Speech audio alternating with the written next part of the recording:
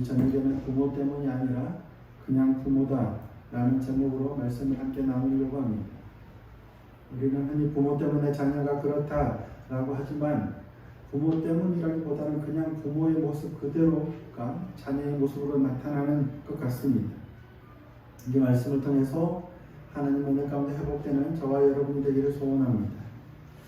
엘리의 두 아들이죠. 홈리와 비누아스는 여호와의 제사장으로 섬기면서도 여호와의 제사를 멸시하던 이들이었습니다. 하나님께 드려지는 제물을 자신들 마음대로 취하는 악을 행했었죠. 자기 중심적입니다. 자신이 원하는 대로 자신이 가장 우선이 되는 삶을 살았던 겁니다. 그들은 여호와의 제사장이었으면서도 철저하게 자기 중심적으로 자신이 원하는 대로 자신의 뜻대로 살았던 사람들이었습니다. 성경은 그들이 그런 삶을 살았던 이유는 하나님을 알지 못했기 때문이다 라고 표현하고 있습니다. 하나님을 알지 못하면서도 얼마든지 제사장의 직분을 수행할 수 있는 겁니다. 제사장의 직분을 행하고 있다 해서 안심할 수 없는 겁니다. 저와 같이 목사라고 해서 결코 안심할 수 없습니다. 목사로 살아가면서도 매일 말씀을 전하면서 살아가면서도 얼마든지 하나님을 모를 수도 있기 때문입니다. 엘리의 아들들에 대한 성경의 표현입니다. 한마디로 이렇게 표현합니다. 사무엘상 2장 12절입니다. 엘리의 아들들은 행실이 나빠 여호와를 알지 못하다. 그들은 여호와의 제사장이었는데 행실이 나빠서 여호와를 알지 못하더라 라고 성경이 기록하고 있습니다. 이와 대조되는 인물이 누굽니까? 오늘 본문에서도 엘리의 두 아들과 사무엘을 계속해서 번갈아가며 대조하며 보여주고 있습니다. 사무엘에 관한 성경의 표현은 어떻습니까? 18절 말씀입니다. 사무엘은 어렸을 때 세마포 에봇을 입고 여호와 앞에서 섬겼다. 어렸을 때부터 여호와 앞에서 섬겼습니다.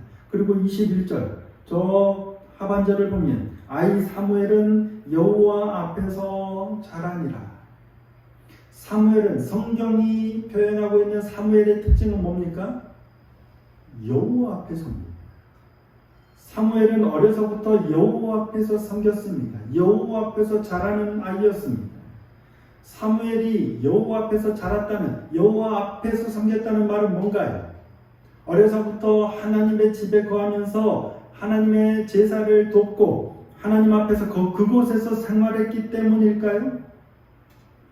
하나님의 집에서 자라며 생활하고 있었기 때문에 여호와 앞에서 라고 표현했다면 엘리의 두 아들들은 뭔가요? 아니겠죠. 엘리의 두 아들 홈리와 비누아스는 여호와의 제사장으로 지내면서도 여호와 앞에서가 아니라 오히려 여호와를 알지도 못했습니다. 여호와 앞에서라는 건 장소나 직분을 의미하는 게 아니겠죠. 그의 어떤 영적인 상태를 의미한다 하겠습니다. 사무엘은 그의 영성이, 그의 영혼이 하나님 앞에서 행하고 있었던 겁니다. 여호와의 말씀이 희귀하여 이상이 흔히 보이지 않던 시기에도 사무엘은 여호와 앞에서 섬기며 자랐던 겁니다. 이유가 뭘까요? 사무엘이 이처럼 여호와 앞에서 섬기며 여호와 앞에서 자랄 수 있었던 이유는 무엇 때문일까요? 누구 때문일까요? 물론 전적으로 하나님의 선택이와 하나님의 은혜임을 전제로 하고 말한다면 엘리 때문일까요? 사무엘 때문일까요? 한나 때문일까요? 물론 하나님의 은혜라는 걸 전제로 할 때 가장 근본적으로는 사무엘 본인의 어떤 인품이나 영성 때문이겠죠. 하지만 성경은 사무엘 본인이 어떠한지를 말하고 있지 않습니다. 사무엘이 어떤 사람이었고 어떤 성품을 가졌고 어떻게 하나님 앞에서 섬겼는지를 기록하지 않아요. 성경은 사무엘에 관해서 지금껏 침묵하고 있어요. 지금껏 성경이 사무엘이 여호와 앞에서 자라고 섬기도록 성경이 기록하고 있는 인물은 누구냐면 사무엘이 아니라 사무엘의 어머니 한나였습니다. 한나의 이야기를 계속하고 있죠. 사무엘이 누구의 영향을 받았다고요? 한나입니다. 한나의 신앙, 한나의 기도, 한나의 기도는 몇 주 전에도 살펴봤지만 그 기도조차도 오히려 신앙 고백에 가까운 하나님을 향한 신앙 고백적이었음을 보았죠. 아이를 낳지 못해서 심한 멸시와 조롱 가운데 있던 한나는 그 문제를 가지고 하나님께로 나아갔습니다. 하나님 앞에서 통곡하며 오래도록 기도했어요. 이 문제를 해결해달라. 아이를 낳게 해주시면 그 아이를 평생에 여호와께 드리겠나이다. 서원까지 합니다. 한나의 서원입니다. 자, 사무엘상 1장 11절입니다. 이렇게 서원하죠. 서원하여 이르되 만군의 여호와여, 만일 주의 여종의 고통을 돌보시고 나를 기억하사 주의 여종을 잊지 아니하시고 주의 여종에게 아들을 주시면 내가 그의 평생에 그를 여호와께 드리고 삭도를 그의 머리에 대지 아니하겠나이다. 한나가 이처럼 서원한 이유가 뭡니까? 그녀는 아이를 낳을 수 없었기 때문입니다. 그래서 절실한 심령으로 절박한 상황에서 간절함으로 지금 하나님께 서원하며 기도하는 거예요. 누구라도 이와 같은 절박한 상황이면 서원하지 않겠습니까? 저도 어려서부터 굉장히 중요한 어떤 일들이 있을 때는 하나님께 서원했던 경험들이 있습니다. 아마 거의 대부분의 사람들이 그럴 거예요. 아주 중요하면서도 절박한 상황에서는 서원할 수밖에 없습니다. 그것이 가장 중요한 문제니까요. 하나님께서 내 기도를 들어주시면 어떻게 하겠습니까? 그 문제가 중요하고 절박할수록 우리는 더욱더 서원의 거는 그게 커집니다. 사소한 일 같으면 서원하지도 않겠죠. 근데 서원하더라도 아주 사소한 걸 걸 거예요. 하나님께서 해주시면 내가 이렇게 하겠습니다 라고 내가 하나님께 드리겠다라고 내거는 조건이 되게 미약할 거예요. 하지만 그 문제가 중요하고 커질수록 점점점 내가 하나님께 거는 서원하는 그 제목은 훨씬 더 커질 겁니다. 그렇겠죠. 어쩌면 심지어는 목숨까지도 걸지 몰라요. 그만큼 중요하고 절박하니까요. 한나는 당시에 아이를 낳을 수 없었습니다. 그것이 얼마나 큰 고통이었고 문제였는지는 우리가 익히 잘 알고 있습니다. 그런데 그렇게 어렵게 얻은 아들을 하나님께 드리겠다라고 서원을 했어요. 서원했기에 드려야 하는데 그것이 결코 쉽지 않은 걸 우리가 잘 알고 있죠. 마음으로야 당연히 하나님께 서원했으니 하나님께 드려야 한다는 걸 너무나도 잘 알고 있어요. 하지만 막상 드리려고 할 때 어떻습니까? 드려야 한다, 드리려고 하면 발이 떨어지지 않아요. 쉽지 않습니다. 하지만 한나는 사무엘을 젖된 후에 곧장 아이를 데리고 실로에 있는 하나님의 집으로 올라가 사무엘을 하나님께 드립니다. 그리고 평생의 그를 하나님께 드립니다. 그곳에서 섬기도록 합니다. 그리고 매년 드리는 제사를 드리러 남편과 함께 올라갈 때에 작은 겉옷을 지어다가 사무엘에게 입혔습니다. 한나의 마음이 어땠을까요? 젖되자마자 어린아이 3살에서 5살 정도 된 아이를 데려다가 하나님께 드렸어요. 하나님의 집에서 섬기도록 내어드렸어요. 그리고 매년 제사를 드리러 올라갈 때마다 작은 겉옷을 지어다가 아들에게 입힙니다. 1살 크면 그 다음 조금 더 커진 옷을 지어다 입히고 다음에 또 더 커진 아이를 위하여 옷을 입힐 때 엄마의 심정이 어떨까요? 저는 엄마가 아니지만 아마 엄마들은 훨씬 더 할 것 같아요. 얼마나 이 아들이 보고 싶겠습니까? 보고 싶으면 언제라도 올라가면 되겠죠. 문제는 옷을 지어서 이 아들에게 입혔을 때 어머니의 심정이 어떨까요? 이 아들을 데리고 가고 싶은 마음이 안 생길까요? 하나님께 드리겠다 서원해서 하나님께 내어드렸지만 이 아들을 볼 때마다 옷을 지어가서 이 아들에게 입힐 때마다 다시금 이 아들을 데려가서 함께 살고 싶은 마음이 안 들었을까 하는 겁니다. 모르긴 몰라도 수도 없이 그런 생각들을 하지 않았을까 싶어요. 이 아이들이 어떤 아들입니까? 하지만 한나는 끝까지 하나님 앞에 서는 것을 지켜냅니다. 어쩌면 어린 사무엘이 엄마를 따라서 내려가겠다고 떼를 쓰는 일이 있었을지도 모릅니다. 물론 이건 그냥 가정입니다. 하지만 한나의 마음이 되었든 사무엘의 마음이 되었든 끝까지 하나님 앞에 한 서원을 지켜냅니다. 왜? 자신보다도 하나님이 중요하니까요. 자신이 원하는 것보다도 하나님을 우선하는 삶을 살았던 겁니다. 자기 중심적이 아니라 철저하게 하나님 중심적인 삶을 살았기 때문입니다.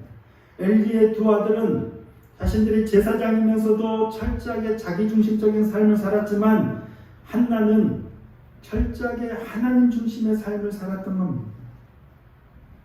엘리 제사장이 그런 한나를 축복하죠. 엘가나와 한나를 축복합니다. 20절 말씀입니다.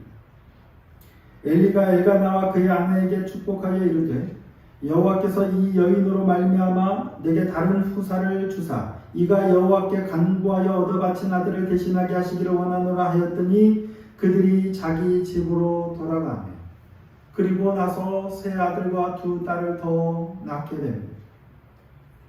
엘리의 축복을 받고 돌아가서 세 아들과 두 딸을 더 낳는 거예요. 엘리의 축복이 참 능력이 있죠. 그렇죠? 한나가 통곡하면서 하나님께 오래 기도하는 동안 엘리는 한나가 술 취한 것으로 오해했어요. 그렇지만 한나가 내가 술 취한 게 아니라 하나님 앞에 내 괴로움을 토로하고 있는 거다 라고 자초지종을 얘기했을 때 그를 축복하죠. 자, 사무엘상 1장 17절입니다. 엘리가 대답하여 이르되 평안히 가라. 이스라엘의 하나님이 내가 기도하여 구한 것을 허락하시기를 원하노라. 이스라엘의 하나님이 내가 기도하여 구한 것을 허락하시기를 원하노라. 아들을 낳기를 원하노라 라고 축복하니까 한나가 이 말을 듣고 돌아가서 먹고 다시는 얼굴에 근심빛이 없다 라고 성경이 기록하고 있습니다. 그런 후에 아들을 낳아 이름을 사무엘이라 라고 지었죠. 엘리가 축복한 그대로 일이 이루어진 겁니다. 그리고 또 오늘 본문에서도 마찬가지죠. 엘리 제사장이 축복한 그대로 그들이 세 아들과 두 딸을 더 얻습니다. 엘리의 축복이 그대로 이루어진 겁니다. 누구 때문일까요? 그 축복을 한 엘리 때문일까요? 아니면 그 축복을 받은 한나 때문일까요?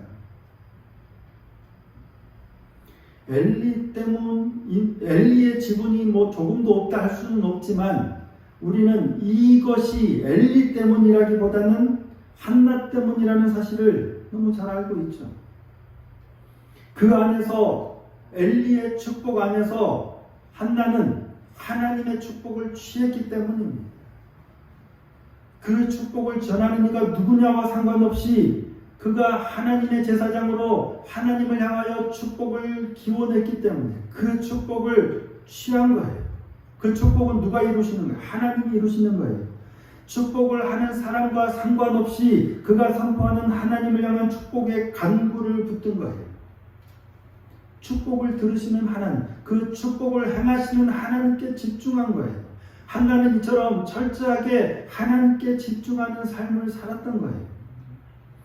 저 같았으면 아마 엘리의 축복을 취하지 못했을 확률이 높습니다. 저 같았으면 엘리를 봅니다. 엘리가 어떤 제사장이고 엘리의 자녀들이 어떻고 엘리의 삶이 어떻고 그래서 저 사람이 축복하되 별로 그냥 귓등으로 흘려버릴 확률이 높아요. 그랬을 것 같아요. 하지만 한나는 그렇지 않았어요. 엘리가 어떠하다는 것은 한나도 아마 잘 알았을 수도 있어요. 엘리의 두 아들이 어떻다는 것도 모든 백성들이 알았기 때문에 한나도 아마 잘 알았을 거예요. 그럼에도 불구하고 상관없어요. 한나가 주목한 건, 한나가 집중한 건 뭐예요? 하나님이었기 때문입니다. 그가 지금 축복하고 있는 대상이 누구냐면 하나님이었어요. 사무엘은 어땠을까요? 그런 어머니 한나의 영향을 받았을까요? 안 받았을까요? 성경이 그에 대해서는 정확하게 표현하지는 않습니다. 사무엘이 어머니 한나의 신앙을 닮아서 이처럼 믿음이 좋았다라는 기록은 없습니다. 하지만 우리는 너무나도 잘 압니다. 어린 사무엘은 지금까지 그런 한나의 영향을 받았을 겁니다. 한나가 태어나자마자 어느 정도 자랐을 때 하나님께 드린 게 아니라 젖대기까지 본인이 양육하다가 하나님께 드렸어요. 이때 양육은 단지 육체적인 양육이 아니라요, 여러 가지를 가르치면서 키웠겠죠. 네가 어떻게 태어났는지, 왜 너를 어디로 보내서 하나님께 드려야 하는지 하나님을 가르치고 하나님에 대해서 계속해서 가르치고 양육했을 거예요. 그런 어머니의 신앙이 고스란히 사무엘에게 묻어 있는 겁니다. 그래서 여호와 앞에서 자라고 섬기는 삶을 살게 된 겁니다. 한나 때문이겠죠. 반면 엘리의 아들들은 어떻습니까? 여호와를 알지도 못합니다. 여호와의 제사를 멸시할 뿐만 아니라 여호와의 회막에서 수종드는 여인들과 동침하는 일까지 행합니다. 이것이 정확하게 이 죄에 대한 징계가 무엇으로 귀결되는지는 잘 모르겠지만 여호와의 회막에서 수종드는 여인과 동침하는 자는 어떻게 해야 될까요? 율법적으로 어떻게 처벌해야 되는지 정확하게 잘 모르겠습니다. 그런 경우가 없었잖아요. 간음한다든지 이런 거에 대한 율법은 있지만 여호와의 회막에서 수종드는 여인과 동침한다. 이건 뭐예요? 여호와를 멸시하는 거면 당연히 돌로 쳐서 죽여야 하는 죄가 아닐까 싶습니다. 근데 엘리 제사장은 그 소식을 듣고 아들들을 불러서 그 일에 대해서 책망하죠. 자, 오늘 보면 23절, 24절입니다. 함께 한번 읽어보실까요? 자, 시작. 그들에게 이르되 너희가 어찌하여 이런 일을 하느냐? 내가 너희의 악행을 이 모든 백성에게서 듣노라. 내 아들들아 그리하지 말라. 내게 들리는 소문이 좋지 아니하니라. 너희가 여호와의 백성으로 범죄하게 하는도다. 엘리가 아들들을 불러다가 뭐라고 하는 거예요? 어떻게 이런 일을 할 수 있느냐? 내가 너희가 행한 악행에 대해서 듣노라. 너희가 여호와의 백성을 범죄하게 하는도다. 그러면서 뭐라고요? 그리하지 말라는 거예요. 나쁜 짓 하지 말라는 거예요. 안 좋은 소문 들리니까, 나쁜 소문 내가 수도 없이 들으니까 제발 그러지 말라는 거예요. 엘리 제사장이 자녀들을 나쁜 길로 가지 않도록 막는 걸까요? 아닐까요? 제사장으로서 이런 일을 행한다는 건 보통 문제가 아닙니다. 단순하게 여호와의 백성으로 범죄하게 하는 정도가 아니라 그들 자신이 마땅히 죽임을 당해야 마땅한 그만큼 심각한 죄악이에요. 이 악행을 모든 백성이 들을 정도라면 그들이 얼마나 공공연하게 범죄 행위들을 했는지 알 수 있겠죠. 그들은 하나님도 보이지 않았고요, 백성도 보이지 않았던 것 같아요. 회막에서 수종드는 여인과 동침한 걸 사람들이 다 알아요. 얼마나 하나님을 무시했으면 아나무인이죠. 자신들이 하고 싶은 대로 온갖 악을 다 저지르는 거예요. 그러면 그들의 아버지였던 엘리는 어떻게 해야 합니까? 마땅히 그들을 징계해야 합니다. 가장 먼저는 제사장 직분을 감당하지 못하도록 해야죠. 직무를 정지시키거나 아니면 자격을 아예 박탈하거나 더 나아가서 그 벌에 대한, 그 죄악에 대한 벌을 내려야 됩니다. 그 죄악에 상응하는 벌을 내려야 해요. 어쩌면 그들을 죽여야 할지도 몰라요. 아마도 죽여야 하는 게 마땅한 죄악일 것 같아요. 하지만 엘리 제사장은 그런 아들들에 대해서 어떤 조치도 취하지 않습니다. 그냥 그리하지 말라, 그러지 말라 라고 말리기만 했을 뿐이에요. 그건 나쁜 짓이다. 너희가 여호와의 백성으로 하여금 범죄하게 한다. 말로 그들의 행동을 못하도록 그냥 제지할 뿐이었어요. 아들들이 그 말을 듣습니까? 안 듣습니까? 안 들어요. 말뿐이었죠. 엘리는 왜 아들들에게 제재를 가하지 않고 말뿐이었을까요? 아들들을 죽일 수가 없었기 때문이겠죠. 왜요? 아들이니까. 아들이 중요했기 때문입니다. 하나님 앞에 범한 심각한 악에 대한 징계보다 자식에 대한 사랑이 더 우선했던 겁니다. 하지만 그건 사랑도 아니었죠. 결국 그의 아들들은 엘리 제사장의 말을 듣지 않았습니다. 엘리 제사장의 아들들이 이처럼 죄악을 저지르고 그 죄악에 대해서 지적함에도 불구하고 듣지 않는 악한 길로 계속해서 갈 수 있었던 건 누구 때문일까요? 엘리의 두 아들들은 어쩌다가 이 지경에 이르게 됐을까요? 누구의 영향이 가장 컸을까요? 아버지 엘리의 영향 아닐까 싶습니다. 엘리가 이 아들들이 어렸을 때부터 그들이 범죄하면 징계하고 채찍으로 때리고 교훈했더라면 그러지 않았겠죠.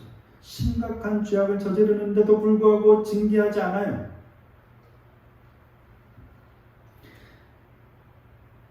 실명을 밝혀서 좀 그렇지만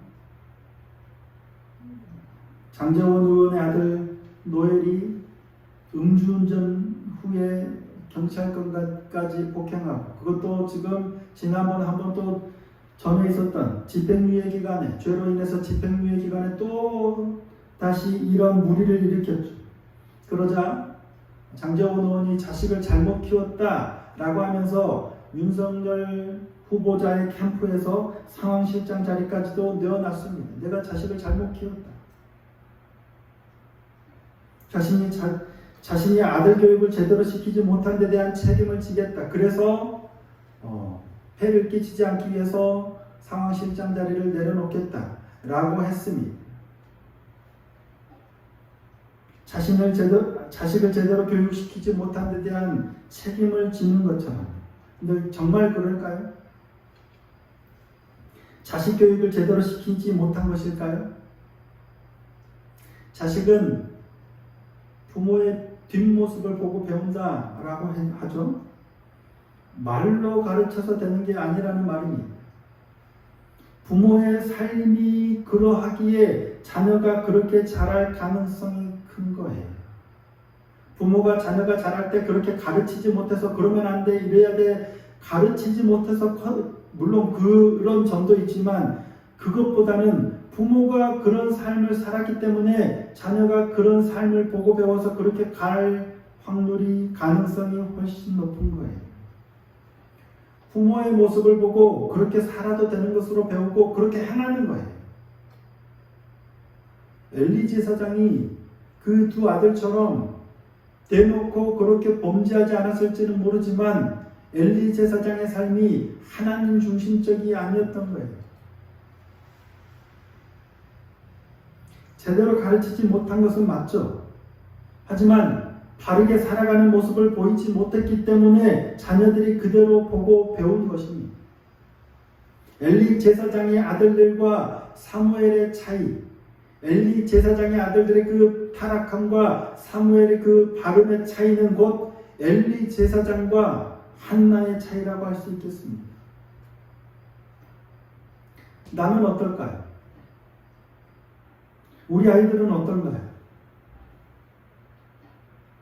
내 자녀에게 혹 그리하지 마, 그러면 안 돼 라고 할 일들이 있다면 어쩌면 근본적으로 그거는 내게 원인이 있는 것은 아닐까 돌아보기를 원합니다. 아이를 잘못 가르쳤기 때문인데 그 근본적인 잘못 가르친 근본은 뭐냐면 내가 그렇게 바르게 살지 못했기 때문은 아닐까 싶어요.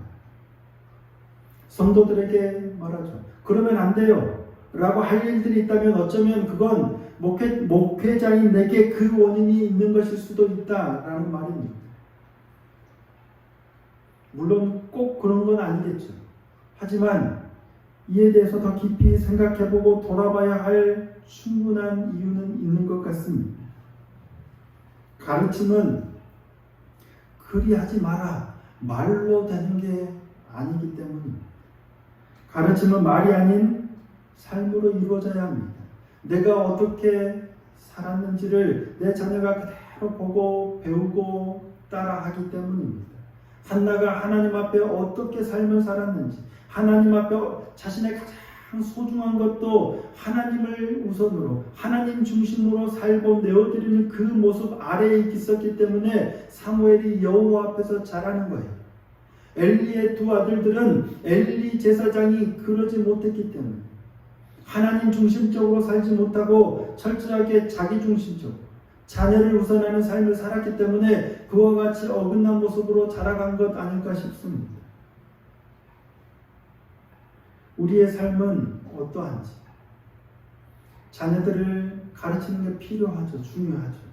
근데 먼저 나의 삶을 더욱더 돌아보고 말씀 앞에 바로 세워가기를 소원합니다. 복음으로 증거하고 증명하는 삶, 철저하게 하나님 중심의 삶을 살아내는 것, 그리함으로 믿음을 바르고 온전하게 물려주는 참된 믿음의 부모가 되기를 소원하고 축복합니다.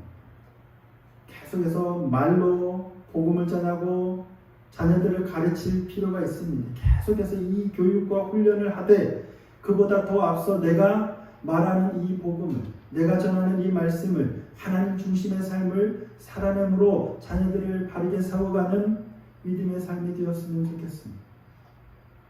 지금까지 실패해서도 괜찮습니다.